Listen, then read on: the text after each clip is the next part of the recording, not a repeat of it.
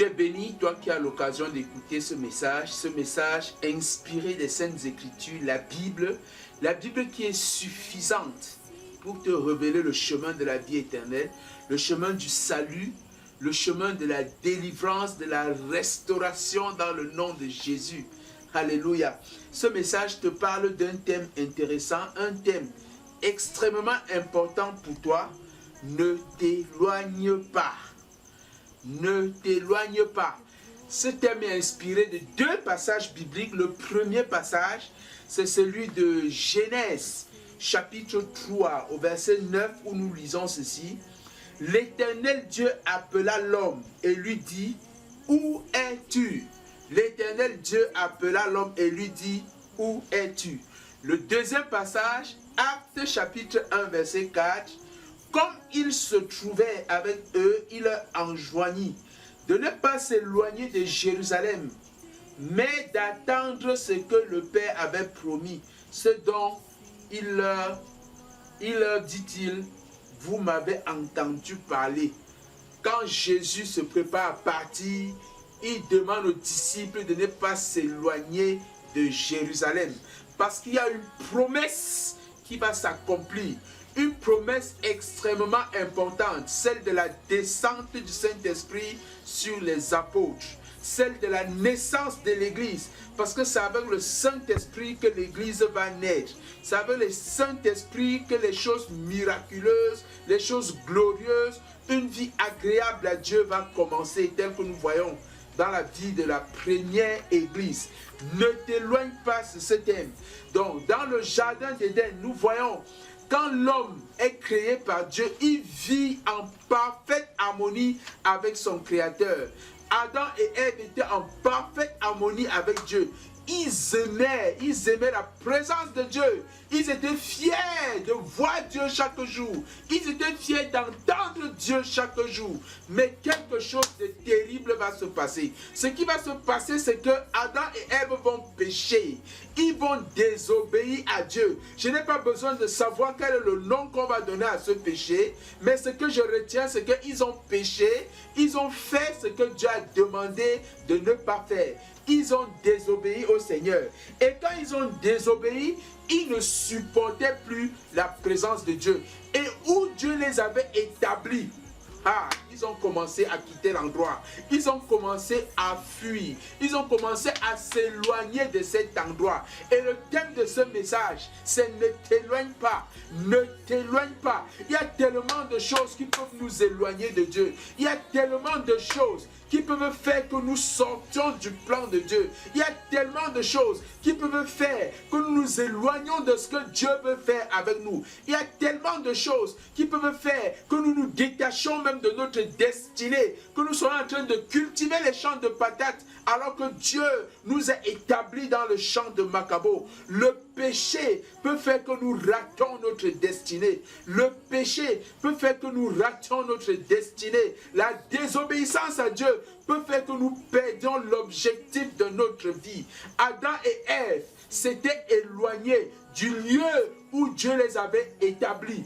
Et parce qu'ils s'étaient éloignés, Dieu pouvait leur demander, où es-tu?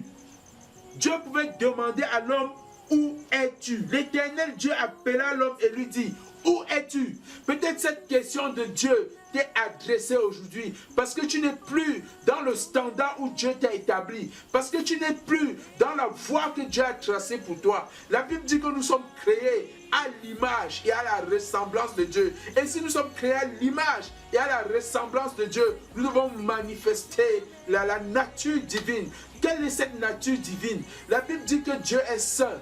Dieu est saint. Dieu est saint. Dieu est juste.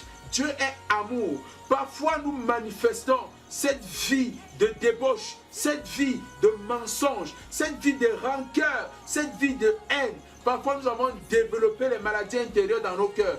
Tout simplement parce que c'est la conséquence de l'éloignement. Nous ne sommes plus où Dieu nous a établis. Et chaque fois, par amour, Dieu demande où es-tu?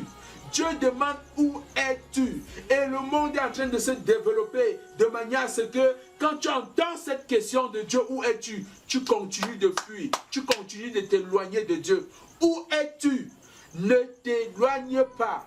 Pendant que tu entends cette parole de Dieu qui te demande où es-tu, prends conscience de la nécessité de revenir à ton Dieu.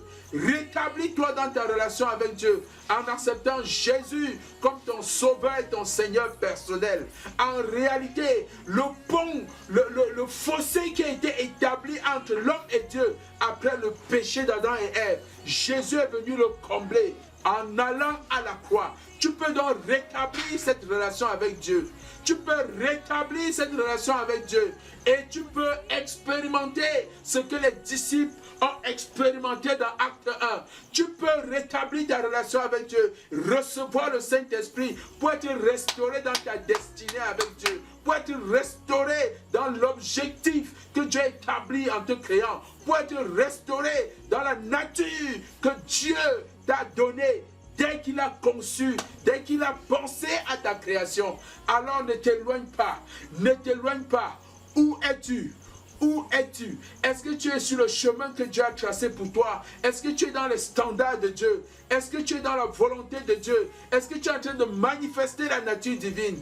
Jésus dit, venez à moi, vous tous qui êtes fatigués et chargés, je vous donnerai du repos. Jésus peut te restaurer dans les standards de Dieu. Jésus peut te restaurer dans la nature divine.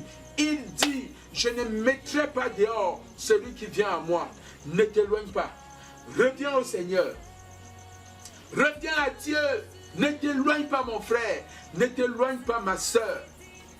Ne t'éloigne pas. Reviens à ton Créateur. Saisis la main de Jésus qui t'est tendue. Et tu vas expérimenter ta destinée. Tu vas entrer dans le plan merveilleux de Dieu pour toi. Alléluia. Que Dieu te bénisse. Pendant que dans ton cœur tu cries, Jésus, je reviens à toi.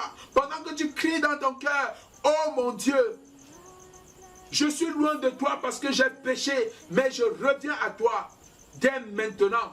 Et pour vivre éternellement avec toi. Parce que c'est ça le plan merveilleux de Dieu.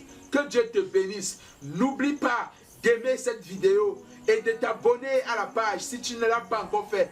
N'oublie pas aussi de partager pour que cette parole du salut atteigne le grand nom. Sois béni dans le puissant nom de Jésus de Nazareth. Amen. Tiens toujours ses promesses, me couvrant de tendresse. Voici qu'elle est